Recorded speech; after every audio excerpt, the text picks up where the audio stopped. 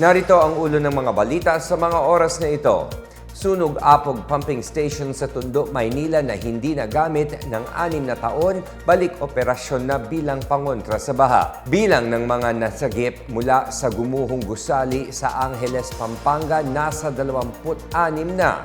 Bayan ng Buena Vista hinirang bilang kampyon sa ginanap na 2026 Manggahan Festival Cultural Competition.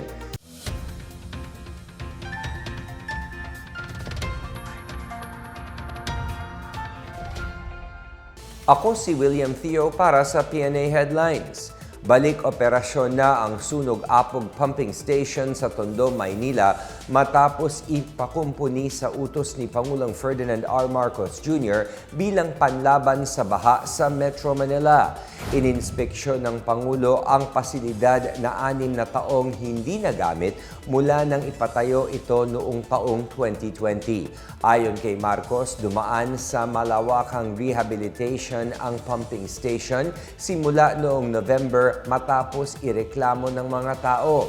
Pinagtulungan ito ng Department of Public Works and Highways, Metropolitan Manila Development Authority at pamahalaang lungsod ng Maynila sa loob ng 6 na buwan. Kabilang sa mga inayos dito ang mga problema sa disenyo at teknikal kung saan tumitigil ang pumping station pagkatapos lang ng ilang bomba ng tubig. Kumpara sa dati, sa ngayon kahit nasa 50% na capacity ay marami na anyang nabobombang tubig ang bagong kumpuning pasilidad. Nilinis din ang mga tubo at daluyan ng tubig para maiwasan ang pagbabara na dulot ng basura. Ayon naman kay Public Works Secretary Vince Dizon, iniutos ni Pangulong Marcos na kumpunihin ang lahat ng pumping station sa Metro Manila na hindi gumagana. Samantala, nanawagan si MMDA General Manager Nicolas Torre III sa mga residenteng malapit sa sunog apog na huwag magtapon ng basura sa mga tubigan para hindi magbara at mauwi sa inirereklamo nilang pagbaha. Nasagip ang 26 na tao mula sa 9 na palapag na gusali na gumuho sa Barangay Balibago, Angeles City, Pampanga noong linggo. Sa pinakahuling ulat ng Bureau of Fire Protection Central Luzon, mula sa 47 na apektuhan sa pagguho ng gusali, patuloy ang search and rescue operation para sa 17 tao na patuloy pa ring nawawala. Samantala, 4 naman ang kumpirmadong nasawi. Kabilang dito ang isang Malaysian national na mula sa katabing hotel na napinsala ng pagguho ng gusali at isang nakuhang buhay mula sa gumuho ngunit hindi na umabot sa ospital. Personal na pinuntahan ni Central Luzon Police Chief General Jess Mendez ang pinangyarihan ng insidente para tingnan ang sitwasyon. Naunang iniutos ni PNP Chief Jose Melencio Nartates Jr. na magpadala ng gamit at tauhan para tumulong sa search and rescue. Nangamusta rin sa operasyon sina Angeles City Mayor Carmelo Lazatin II, Public Works Secretary Vince Dizon at MMDA General Manager Nicolas Torre III. Makikipag-ugnayan naman ang mga autoridad sa mga biktima at mga pamilya nila alinsunod sa utos ng Pangulo at ni Interior Secretary John Vic Remulla na bigyan sila ng agarang tulong. Patuloy naman ang investigasyon sa pagguho ng gusali.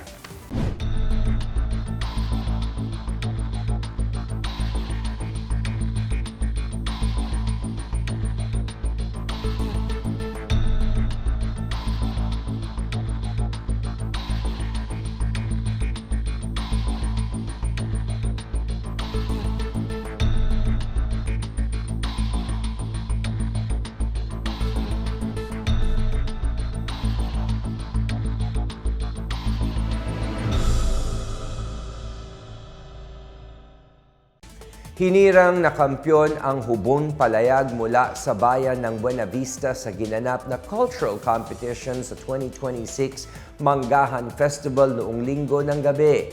Nakapokus ang performance ng grupo sa uniqueness ng Buena Vista, industriya ng paghahabi ng abaka, miniature boat making industry at pagbangon ng bayan mula sa nangyaring trahedya sa dagat noong 2019.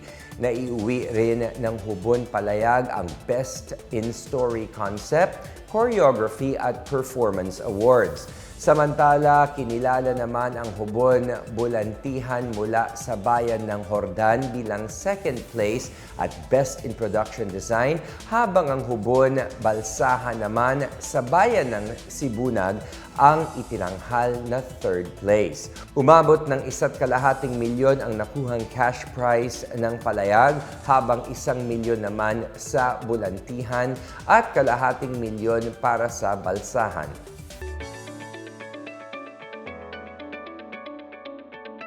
At sa balitang pangkalakalan, nakita ng malaking market interest ang Pilipinas nang makiisa ito sa Ata Taichung International Travel Exhibition 2026 na ginanap sa Taichung International Convention Center sa Taiwan. Nanguna ang Philippine Department of Tourism Taiwan Office sa pagre-representa sa bansa kung saan itinampok nito ang mga travel agency at educational consultants na nagsusulong ng leisure destination at English study programs. Ipinakilala rin ang mga travel products ng Pilipinas sa iba't ibang major travel agency booths sa exhibition, maging ang mga paaralan sa bansa na magandang destinasyon para mag-aral ng lingwaheng Ingles.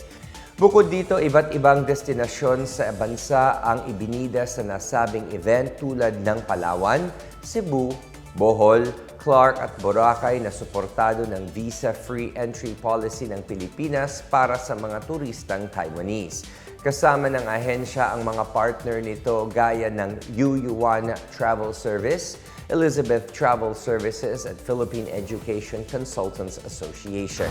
Samantala, ipinakilala ng Department of Agrarian Reform or DAR ang mga makabagong climate-smart at information-driven farming technologies sa 5 agrarian reform beneficiaries organization sa Zambales. Sa ilalim ng programang Climate Change Technologies Ready for Rice and Rice-Based Farming, tinuruan ang mga magsasakang miyembro ng mga modernong teknolohiya at digital applications para sa mas epektibo at produktibong pagsasaka. Kabilang sa ipinakilala ay ang Smarter Pest and Disease Identification Technology or SPIDTech, isang digital application na mabilis na makakatukoy sa mga peste at sakit sa pananim.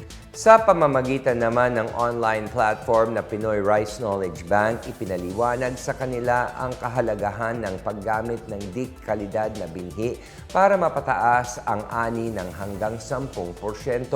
Bukod dito, ipinakita rin sa mga magsasaka ang Agri 360, isang web-based interactive platform kung saan bibigyan sila ng access tungkol sa crop management, irrigation planning, plant health monitoring at iba pang modern farming practices.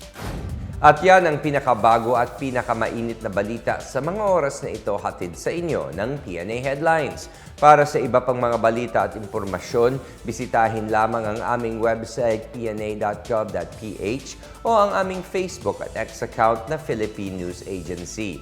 Mapapanood din ang PNA Headlines sa pamamagitan ng link sa website ng News and Information Bureau sa ilalim ng PNA News at sa YouTube account ng Philippine News Agency. Ako si William Theo at ito ang PNA Headlines, naghahatid ng mga balitang nagbubuklod sa bagong Pilipinas.